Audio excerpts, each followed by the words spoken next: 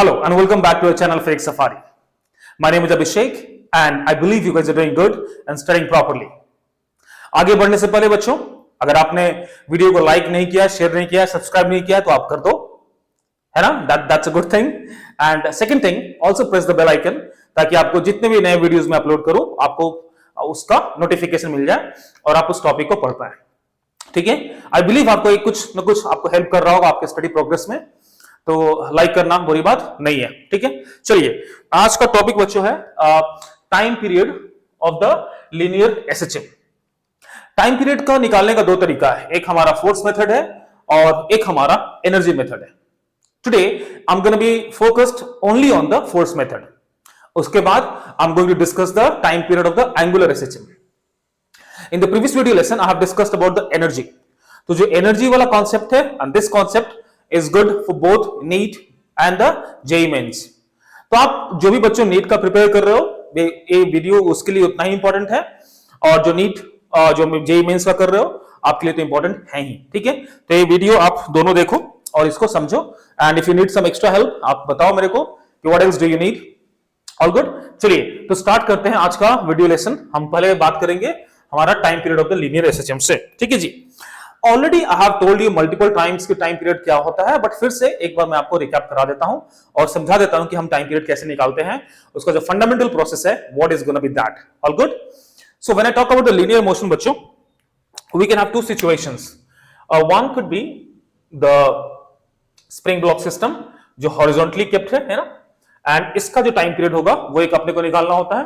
और जो second case है that could be the vertical, vertical SHM भी हो सकता है. तो मान लो कि हमारा एक ऐसे सिस्टम है, स्प्रिंग ब्लॉक सिस्टम, एंड इसको if you push a little bit downward तो थोड़ा ये ऑसिलेट करना स्टार्ट कर जाएगा और ये एक एसएचएम आपको देगा. इन दोनों केस में हम टाइम पीरियड्स को फिगर आउट करेंगे और समझेंगे कि what are the other parameters which impact on the time period. ठीक है बच्चों, तो जल्दी से स्टार्ट करते हैं इसको. मान लो कि इसका स्प्रिंग कांस्टेंट k है और आपने इसको थोड़ा सा पुश कर दिया है, let's suppose over here bye a distance of x. You know that when the spring is elongated, एक spring force इस पे एक लग रहा होगा in this direction. अगर उसका magnitude का बात करें तो that is gonna be k times of x. All good. Now this spring force is gonna pull this block backward और वही हमारा restoring force भी होगा. So we know that to happen the SHM एक restoring force is important. अगर restoring force नहीं है तो SHM नहीं कर सकता है. Second thing, energy आपका loss नहीं होगा, energy would be conserved क्योंकि स्प्रिंग फोर्स है वो एक कंजर्वेटिव फोर्स है. एनीवेज, अगर हम इस ब्लॉक के एक्सेलरेशन को देखें बच्चों, तो फोर्स इज इक्वल टू क्या होता है, मास इनटू एक्सेलरेशन. ठीक है, और अगर आप देखो एक्सेलरेशन क्या लिख सकते हो आप, m into d square x upon dt square. That's what you can write as force. Also if you know that force over here is gonna be how much, आप लिख लो माइनस ऑफ kx क्योंकि direction इस तरफ है. If you want to write it in the vector form, x के opposite में we have the force, तो f is equal to minus of kx हम लोग लिखते हैं.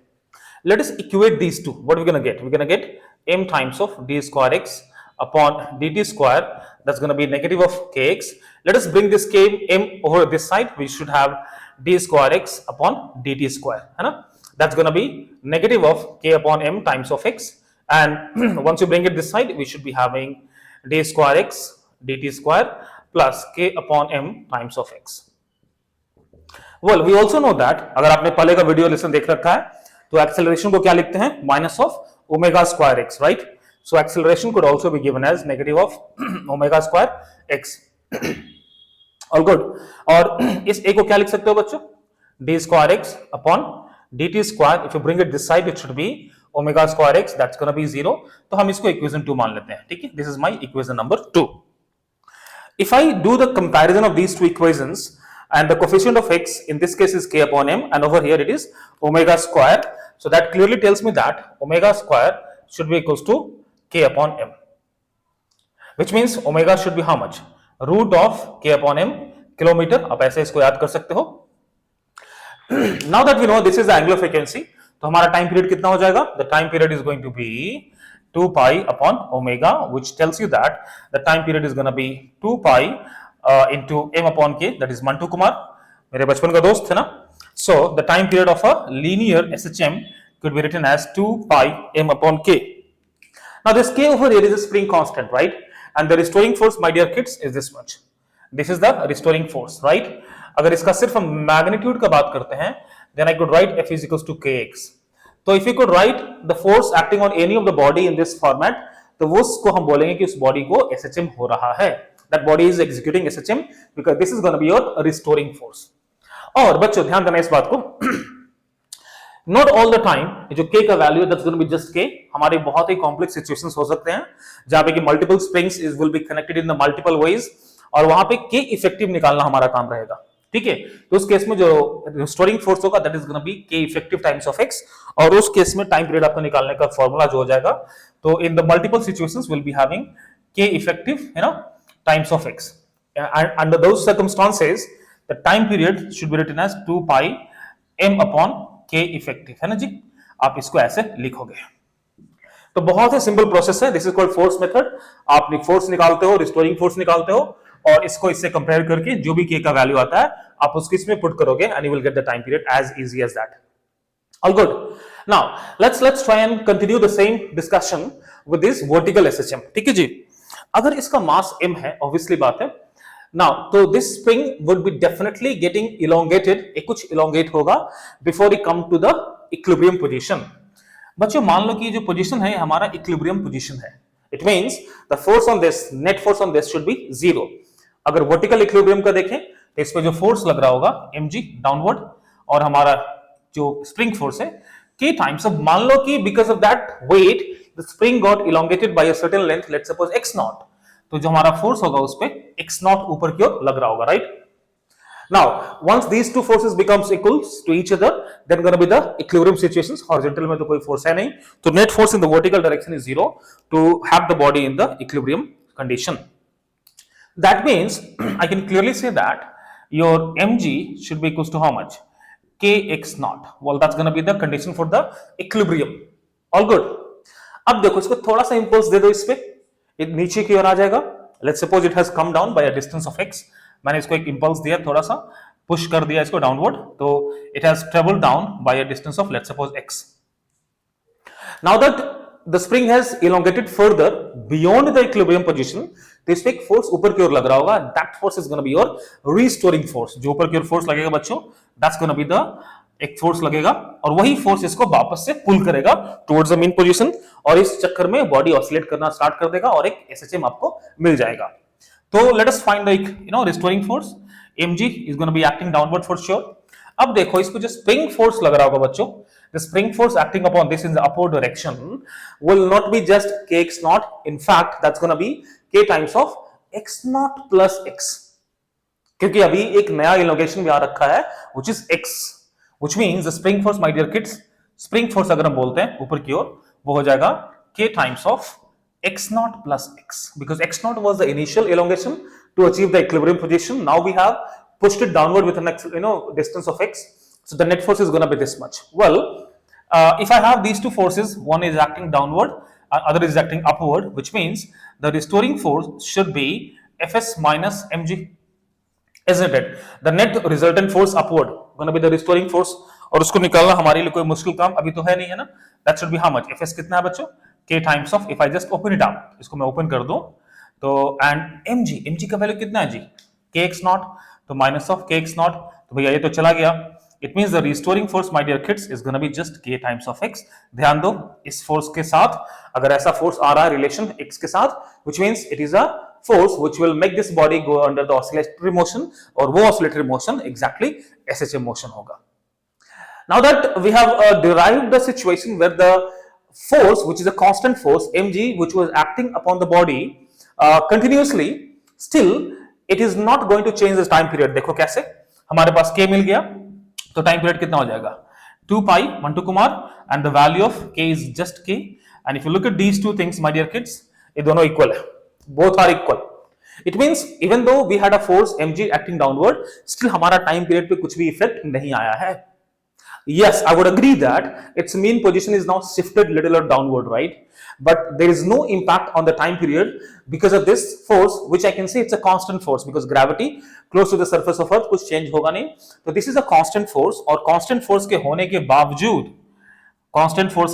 बावजूद जो टाइम पीरियड है बच्चों वो चेंज नहीं हो गया. It means we can conclude that a constant force acting on a body will not change the time period. Yes, it is going to change the mean position, but वो time period को change नहीं करता है. तो ये बहुत important बात है, because later on when we going to have the complex situations जहां पे multiple constant force act कर रहे होंगे, हम उन cases में कांस्टेंट फोर्स को इग्नोर करेंगे during the calculation of the time period. उसको इग्नोर कर देंगे क्योंकि उसका कुछ भी इंपैक्ट, कुछ भी रोल है ही नहीं. तो क्यों इसको हम देखें ना. तो we can understand that a constant force does not impact the time period. Constant force does not impact the time period. Although it changes the mean position, इतना तो अपने को पता आ गया. changes the mean position. I believe ये बात आपको बच्चों अच्छे से समझ में आ गया होगा, है ना. तो you can see that time period निकालने का बहुत ही फंडा तरीका है. आप t is equals to 2 pi m upon k लिखोगे, and this is precisely about the linear SSM के बारे में बात हो रही है भी. तो हम पहले रिस्टोरिंग फोर्स को लिख देंगे और उसका जो कांस्टेंट आएगा उसको यहाँ पे सब्स्टिट्यूट कर देंगे, एंड दैट्स ऑल. ठीक है, चलो कुछ प्रैक्टिस क्वेश्चन कर लेते हैं ना. Let's do some practice question upon this. तो let me just erase this out. हम देखते हैं कुछ प्रैक्टिस क्वेश्चन को बच्चों.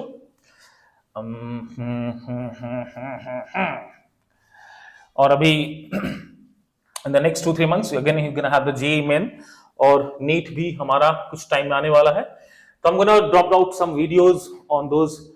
इस SSM को फिनिश करने के बाद I'm gonna discuss a lot of JEE mains का क्वेश्चन और एडवांस के क्वेश्चन भी मैं करूंगा. साथ ही साथ नीट के प्रॉब्लम्स को भी देखने का कुछ प्लानिंग है.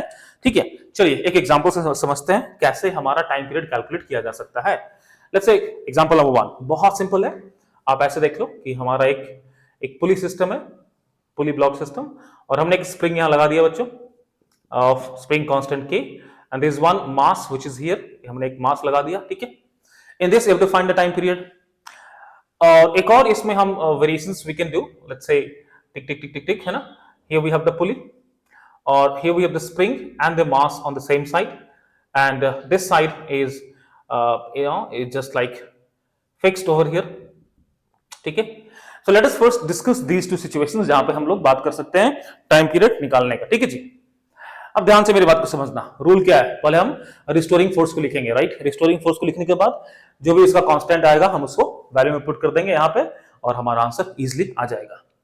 ध्यान दो तो आपको समझ में आएगी कि if you just push it little bit downward, आप इसको थोड़ा नीचे पुश कर दो बाय डिस्टेंस ऑफ x, देखो क्या होता है.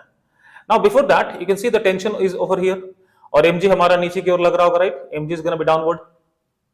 Same tension is gonna continue to have it over here, क्योंकि टेंशन चेंज नहीं होगा because string is same. Right, तो because of this coming down नीचे आ रहा है, ऑब्वियसली ए भी ऊपर जाएगा भैया, है ना. कितना जाएगा ऊपर, x ही जाएगा ऊपर. Right, so you can see that the restoring force in this block acting upon this block is nothing but your tension. और टेंशन किसके बराबर होगा, kx के बराबर होगा. राइट, तो आप ऐसे लिख सकते हो बड़ा आराम से, restoring force is equal to the tension, and you also know that tension should be equal to how much, k times of x, which means with the help of these two I can simply say the restoring force equals to k times of x. That clearly indicates the time period of this particular situation is going to be 2 pi m upon this value which is k. तो ये हमारा हो गया time period in this particular case. चलो video pause करो और इसको खुद से ट्राई करो. एग्जैक्टली सेम है, कुछ भी मुश्किल नहीं है. Pause the video, Android. चलो चलो चलो करो करो करो, है ना, मुश्किल नहीं है. ठीक है, आई बिलीव आपने वीडियो पॉज कर लिया होगा. साथ में करते हैं. ठीक है, same thing if I push it little bit downward x, इसमें हमारा टेंशन t लग रहा होगा, and spring will be elongated by the same length x. Spring constant हमारा k है, tension is the restoring force. तो बच्चों क्या हो जाएगा हमारा, tension will be equal to how much, kx. तो रिस्टोरिंग फोर्स है, that is gonna be equal to k times of x. So time period should be how much, 2 pi m upon k. Mantu Kumar. ठीक है, all good. तो हमने इसको ऐसे figure out कर लिया. ठीक है, चलिए आगे बढ़ते हैं. Let's try and do some more questions of single spring system. फिर हम डबल स्प्रिंग पे भी आएंगे बच्चों. Don't you worry, I'm going to show you a couple of examples today. और फिर हम आगे बढ़ेंगे एंगुलर SHM में. May be in the next video lesson आज हम इसमें फोकस करेंगे. ठीक है, और हमारा मेथड कौन सा यूज कर रहे हैं, this method is called force method. इस मेथड को हम लोग बोलते हैं फोर्स मेथड. ठीक है जी. अब हम देखते हैं, अगर if I just want to see more, आप ऐसा देख लो कि ऐसा सिचुएशन है नंबर 3, आप टिक टिक टिक टिक टिक है ना, और here we have a spring और पुली को हमने ऐसे कलेक्ट कर दिया, हियर इज द पुली, और इसमें हमने मास m को फिट कर दिया है, ठीक है जी। स्प्रिंग कांस्टेंट इसके आपको निकालना है टाइम पीरियड। चलिए इसको थोड़ा पुश कर दो डाउनवर्ड, तो नीचे आ जाएगा हल्का सा, x पे आ जाएगा, राइट, डिस्टेंस इज x। अब आप समझो कि because of this movement in this block, इसके में सॉरी स्प्रिंग में कितना इलोंगेशन आएगा, आपको उस बात को समझना है, ठीक है जी। अब ध्यान से देखो, if this is coming down by x, अगर ये जो पुली है if it is coming down by x means x इस तरफ से और x इस तरफ से। Although I have discussed all this stuff in the NLM, आप वहां से जाकर देख ही सकते हो, but just for now if it is gonna be pulled downward with a distance of x, तो इस तरफ से x और इस तरफ से भी x आएगा। इट मींस टोटल जो आएगा इसमें इलोंगेशन होगा वो 2x का हो जाएगा। The total elongation in the spring should be how much? 2x. Obvious सी बात है, because string तो stretch होगा नहीं, तो this spring has to be stretched. कितना आ जाएगा? 2x आएगा। It means इसमें कितना हो जाएगा? Elongation 2x हो गया। टेंशन का देख लो, जो हमारा restoring force है, this is the tension over here, and here we're gonna have how much? T by 2. Here also we're gonna have T by 2 बच्चों। I believe you guys are okay with this, right? Yeah? क्योंकि same tension would be split into two parts, equal parts, और हमारा T by 2 हो जाएगा, right? तो अब ध्यान से देखोगे कि जो रिस्टोरिंग फोर्स है बच्चों, हमारा रिस्टोरिंग फोर्स है वो टेंशन है। अब टेंशन का वैल्यू कैसे निकालेंगे? टेंशन का वैल्यू हम स्प्रिंग के साथ रिलेशन को निकाल कर लेंगे, है ना। तो 2x डाउनवर्ड इसमें स्ट्रेचिंग आ रखा है, तो हमारा जो स्प्रिंग फोर्स हो गया वो कितना हो जाएगा? 2x इंटू k, और स्प्रिंग फोर्स किसके बराबर है? T by 2 के बराबर है, तो आप ऐसे लिख दो T by 2। ऑल गुड बच्चों, तो टेंशन का वैल्यू कितना हो गया? From here tension is gonna be 2 times 2 4xk। अब not big deal to find the restoring force. Restoring force हमारा कितना हो गया? 4k times of x। तो if I want to find the time period, that should be how much? 2 pi under root of m। Instead of in place of k what do we have? 4k। तो प्यारे बच्चों ये हमारा answer हो गया। Simplify कर दोगे तो 4 बाहर 2 खत्म, तो t should be equals to pi under root मंटू कुमार। तो this is the time period for this situation. तो हमने 3 एग्जांपल्स देखे सिंगल स्प्रिंग ब्लॉक सिस्टम पे, और हम अब देखेंगे 2 स्प्रिंग लगाकर देखते हैं क्या होता है। चलिए नोट कर लीजिए इसको, ठीक है बच्चों। तो आपने इसको नोट कर लिया होगा आई बिलीव, और आप इसको अच्छे से समझ भी रहे होगे, है ना। चलिए लेट्स गो ऑन फर्दर, और थोड़ा देखते हैं कुछ और when we have 2 spring system, है ना। तो वी हैव डन 3 एग्जांपल्स। हमारे 4th एग्जांपल पे आते हैं हम लोग। मान लो कि हमारे पास ऐसा सिचुएशन है कि we have pulley over here और एक स्प्रिंग यहां पे विद अ फिक्स्ड सपोर्ट, और in the second part we have, चलो भैया ऐसे आ जाए, है ना, एक ब्लॉक हमने लगा दिया ऑफ मास m। तो एक सिंपल हो गया ना, ये तो बड़ा सिंपल हो गया, हटा इसको, ये तो हमने ऑलरेडी कर रखा है। इसमें भी एक स्प्रिंग लगा दो, let's have spring here also. तो मान लो बच्चों कि इसका स्प्रिंग कांस्टेंट हम k मान लेते हैं, और इसका मान लो 2k मान लो, ठीक है। This is your mass m। Pause the video और आप इसका टाइम पीरियड निकालने की कोशिश करो। Find the time period for this system, जहां पे we have 1 block and 2 springs connected in the same string and that is passing over the pulley। चलिए ट्राई मारिए इसको। ट्राई हो गया, चलो ठीक है, देखते हैं इसको ना। Obviously we if you just इसको थोड़ा सा डिस्प्लेस कर दो downward x will have a tension T, right, and its weight is going to be acting downward mg। Now one thing I want to mention to all of you that the extension in this spring and this spring are not going to be equal। Reason being they have the different spring constant, तो दोनों में जो elongation होगा, stretching होगा, they are not going to be equal। तो इस बात को आप ध्यान में रखना, ठीक है। इसी के साथ अगर हम देखते हैं कि इसमें जो elongation आ रखा है, मान लो कि वो x1 है, और इसमें जो elongation है बच्चों, let's suppose कि that is x2, then this x is all about the combined extension of x2 and x1, right, which means I could simply say that x should be equals to x1 plus x2। Well, I just want to write this force, restoring force in terms of x, but x is written in terms of x1 and x2, which are the next 2 variables। तो अभी अपन को इसको solve करना है, इसको remove करना है, replace करना है in terms of x। Then देने वाली बात है कि हमारा जो टेंशन है, that is the reason why these springs are getting stretched। Tension T यहाँ पे वही लग रहा होगा, टेंशन T यहाँ पे भी वही लग रहा होगा, which means I can say that k times of x1 should be T and 2k times of x2, 2k times of x2 should be equals to t. Both of these are equals to t, which means I can easily sort of equate kx1 equals to 2 times of kx2. तो भैया k तो चला गया, that clearly says that x1 is equals to 2 times of x2. ठीक है बात, अच्छी बात है ना. Now let us substitute it over here. हमारा इसमें substitute कर देते हैं. तो x को क्या लिख सकते हैं? We can write x is equals to what? x1 is 2x2 plus x2. So just for your sake, I'm writing it for one more time, which means x is going to be 3 times of x2. Well, that says that x2 could be written as what? x upon 3. x upon 3 है ना. But ऐसा करने से मतलब क्या हो गया? I'm going to use this one और इसको यूज कर लेते हैं to have the value of tension in terms of x. Reason being, जो restoring force यहाँ पे क्या है? Restoring force हमारा क्या है? Restoring force is tension, and I want to write the restoring force in terms of the x, that is the displacement of the block. तो हमारा जिम्मेवारी बनता है कि हम x2 या x1 के टर्म्स में restoring force को ना लिख के x के टर्म्स में लिखें.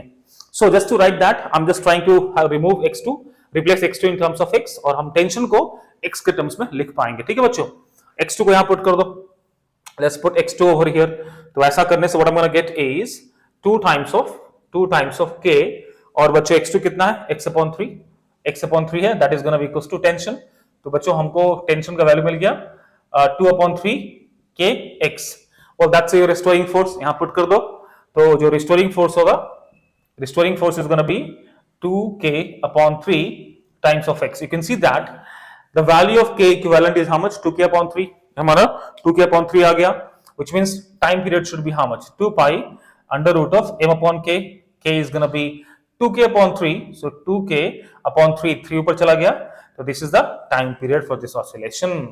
कोई दिक्कत है बच्चों? तो it's quite simple to understand कि we have to write the restoring force, और हम उसी के साथ ही काम चलाते हैं.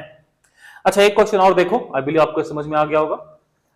Let's say if I have single spring वाला सिस्टम ही देखें. एक स्प्रिंग हमने यहां लगा दिया, एक पुली यहां लगा दिया, और एक और इसको फिक्स कर दो for now. And let's suppose we have a block of mass over here. इसको हमने ऐसा कर दिया. This is your spring constant k. ठीक है, अब इस केस में भी आपको टाइम पीरियड निकालना है. जल्दी से पॉज करो, इसको बना दो. मुश्किल नहीं है, कर पाओगे आराम से ना. अगर आप कॉन्सेप्ट सीख रहे हो तो ये सारी बातें मुश्किल आपको नहीं लगने वाली है. All good. ठीक है, फटाफट करते हैं. लेट्स से इसको मैंने x से थोड़ा पुश कर दिया डाउनवर्ड डायरेक्शन में. The tension is gonna be t over here. mg has to be on the block acting downward. ध्यान देना इस बात को कि इस पुली को पे टेंशन t यहां लग रहा होगा, टेंशन t यहां पे, which means this is going to be how much? 2 times of t, and that 2t should elongate the spring. मान लो कि इसमें जो स्ट्रेचिंग है वो कितना हो जाएगा? ऑब्वियसली बात आपको समझ में आती होगी ना.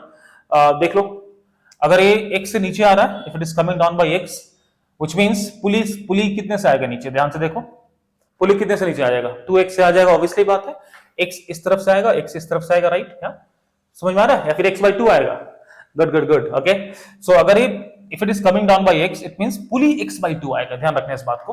अगर पुली यहां पे है और पुली लेट्स सपोज की डिस्टेंस हमारा मान लेते हैं कि x लेंथ से पुली नीचे आ गया. ठीक है, तो आप ध्यान से देखना कि ये जो स्ट्रिंग होगा वो कैसे आएगा.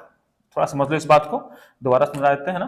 तो भैया ये जो है आपका लॉजिकल अप्रोच है, यहां से नीचे आ जाएगा, राइट है ना. इसको फिक्स्ड मान लो. ठीक है, इसको फिक्स्ड मान लो. ये हमारा नीचे आ गया. ठीक है, now if it is coming down by x, तो एक स्ट्रिंग ये वाला कहां जाएगा? इस तरफ ही आएगा. और ये वाला एक स्ट्रिंग कहां आएगा? इस तरफ ही आएगा. इट मींस ये जो ब्लॉक है वो नीचे आ जाएगा 2x से. ये सारी बातें मैंने एलएलएम में कर रखी है, बट फिर भी जस्ट फॉर योर रिकैप, अगर x से पुली नीचे आ रहा है तो x यहां से तो वो 2x से नीचे आ रहेगा. इट मींस अगर this is coming down by x, which means pulley जो है x/2 से नीचे आने वाला है.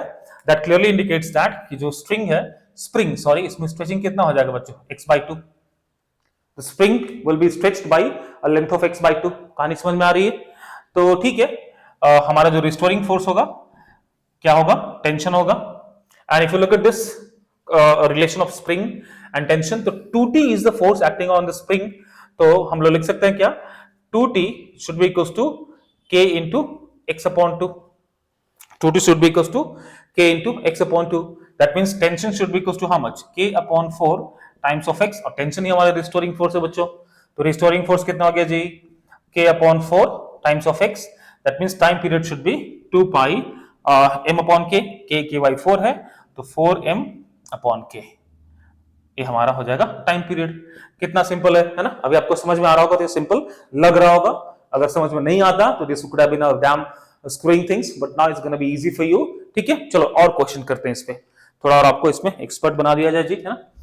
ठीक है, आप अगर इसमें एक्सपर्ट बन जाते हो तो आगे चलकर आप अपने एक्सपर्टिज्म को यूज कर सकते हो, एक्सपर्टीज को यूज करके कॉम्प्लिकेटेड क्वेश्चंस को भी इजी बना सकते हो।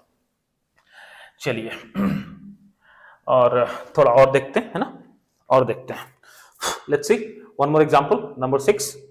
तो अगर हम देखें इसी केस में, इसी को थोड़ा आगे लेकर चलते हैं। एक स्प्रिंग तो हमने यहां लगा दिया, ठीक है, एक इसमें एक पुली लगा दिया, now we have the pulley, और हमने स्प्रिंग, एक और स्प्रिंग चलो लगाते हैं, ठीक है। Let's have one more spring here which is fixed, और एक ब्लॉक हमारा ऐसे लगा हुआ है, ठीक है जी। इसका मान लो के ले लेते हैं, फॉर नाउ इसको 2 के ले लेते हैं, ठीक है। आपको इसका निकालना है time period, find the time period for this particular arrangement. करके दिखाओ, करके दिखाओ, वीडियो पॉज करो, ट्राई करो, मुश्किल नहीं है। और अगर आपको ये बातें समझ में आ रही है, अच्छा लग रहा है, देन आप इसको चैनल को सब्सक्राइब करो और अपने फ्रेंड्स के साथ भी शेयर करो। बुरी बात नहीं है, अच्छी बात है ना? चलिए आगे बढ़ते हैं। इसमें देखो फिर से वही कहानी, टेंशन थी हमारा इस तरफ है, ठीक है, आपका mg डाउनवर्ड है, इसको हमने थोड़ा पुश कर दिया x से। अब इस x का टेंशन और x को हम लिखने हैं, we have to write in restoring force भी हमारा क्या यहाँ पर रखा है, रिस्टोरिंग फोर्स इज टेंशन, तो हमको टेंशन को लिखना है x के टर्म्स में, ठीक है जी। ध्यान दो, अगर ये x से नीचे आ रहा है तो इसमें कुछ इलोंगेशन होगा, मान लो कि x1 है, ठीक है ना, और इसमें कुछ इलोंगेशन होगा, मान लो कि x2 है। वो ध्यान से मेरी बात को समझना, if this comes down by 1 unit, अगर ये स्प्रिंग नहीं होता तो ये कितना से नीचे आएगा, 2 से, डबल से। वही मैंने बात यहां पे समझाई कि if this pulley comes down by x, this should come down by 2x। तो अगर ये पुली x से नीचे आता है, ये 2x से नीचे आना चाहिए। बट अभी रुकिए, सिर्फ इतना ही नहीं भाई साहब, एक और स्प्रिंग हमारे पास है, ये भी तो इलोंगेट होगा, राइट? तो इसका जो एक्सपेंशन इलोंगेशन होगा वो भी इसमें काउंट कर जाएगा। बात समझ रहे हो? तो basically we are talking about the superpositions, हमारा जो डिफरेंट स्ट्रिंग का जो इलोंगेशन है उसको कैसे हम एक में समराइज कर सके, वही सीख रहे हैं। तो if I want to write the value of x, ध्यान से देखना, this spring is coming down by x2, तो इसका डबल इसमें आएगा, which means 2 times of x2, and because of इसमें जो इलोंगेशन आ रखा है x1, हम उसको भी यहां पे लिखेंगे बच्चों, ठीक है। तो that is the relation of x1 and x2। I believe आपको ये बात समझ में आ रही होगी, नहीं आई तो वीडियो पॉज करो, फिर से सोचो और फिर से सुनो मैंने क्या बोला है, ठीक है। ए नीचे आया x2 से, तो इसमें कितना होगा 2x2, और ए भैया ऊपर गया x1 से, तो that also will be calculated over here, तो हमने x1 लिख दिया, ठीक है जी। चलिए हमारा टेंशन कितना हो जाएगा, टेंशन t, तो भैया इसमें भी टेंशन को रिप्रेजेंट कर देते हैं, same tension should be here, और t, तो यहाँ पे कितना हो जाएगा जी बच्चों, ये हो जाएगा 2t, तो 2t स्प्रिंग में आएगा, राइट?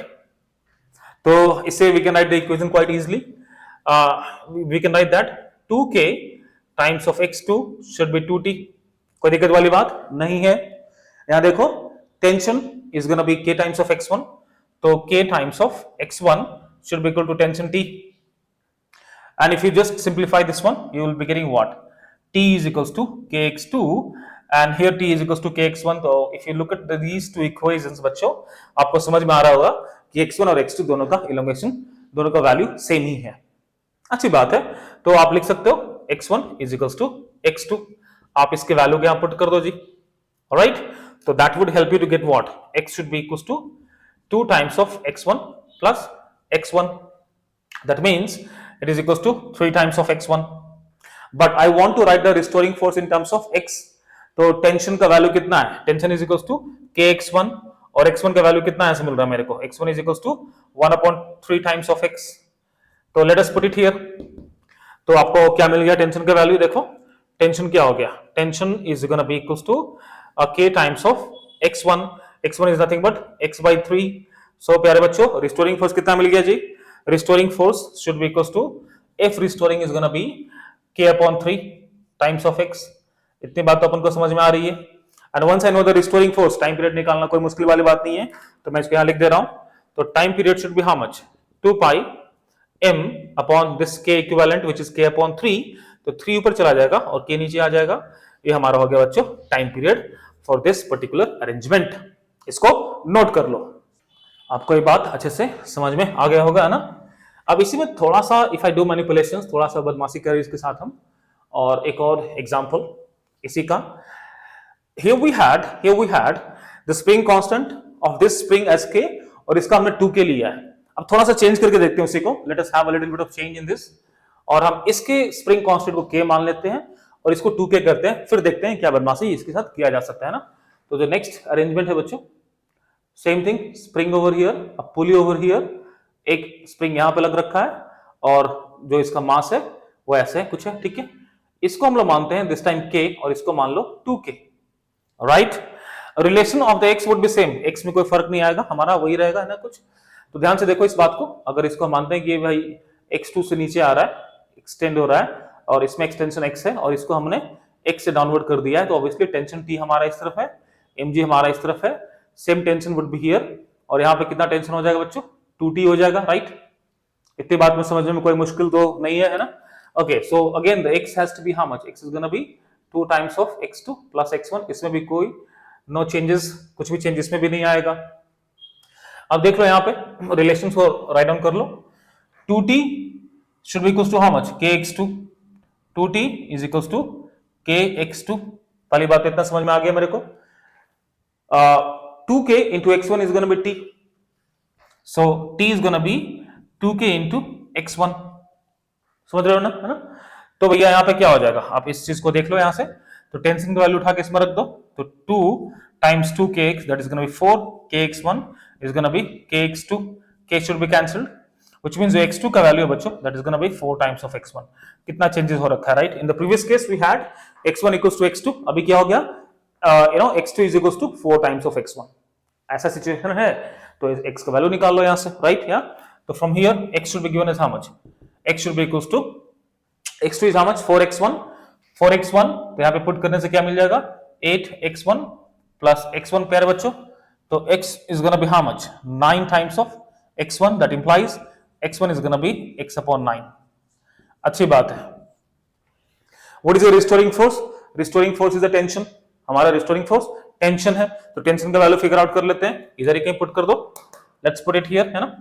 तो टेंशन कितना मिल जाएगा बच्चों, देखो tension should B 2k into x1, तो कितना हो गया 2k upon 9 times of x1। Now that we have the value for the k equivalent, हमारा टाइम पीरियड निकालने में कुछ भी मुश्किल नहीं होगा, right.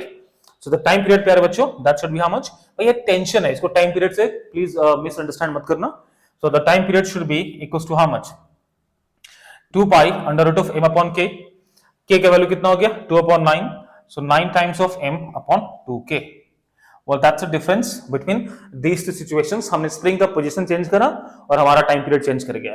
So it clearly tells you that the positioning of the spring impact the time period, और हम इसी पे चर्चा करेंगे अगले क्लास में, जहां पे कटिंग ऑफ द स्प्रिंग हम समझेंगे और एंगुलर SHM का भी टाइम पीरियड निकालना हम लोग सीखेंगे। ठीक है बच्चों, तो आज के लिए इतना ही रखते हैं, और आई बिलीव आपको ये कॉन्सेप्ट समझ में आया होगा। इंपॉर्टेंट है दोनों नीट और जेई मेन के लिए, तो प्यारे बच्चों इसको ध्यान से देखना। और again if you like the way I teach and if it is certain use to you, do not forget to like and share with your friends. Also subscribe to the channel and hit the bell icon to get the updates on the latest video that I put on the YouTube. आप उसको देखो, समझो, and do let me know if you have some some sort of demand I can say from my end to probably discuss any certain topics, क्योंकि I'm going in a flow, तो मैं इससे ही continue कर रहा हूँ। But अगर आपको किसी पर्टिकुलर टॉपिक पे डिस्कस करना है कुछ, do feel free to connect with me. You can connect with me through my email और through the Instagram. You can go for the, you can just text me, you can do the DM to me. I'm definitely going to read and reply to you, and I'm going to take action on those things. हम उस पे काम करेंगे बच्चों, ठीक है। तो till then keep learning and keep studying, and I'm going to see you in the next video. Take care, bye everyone.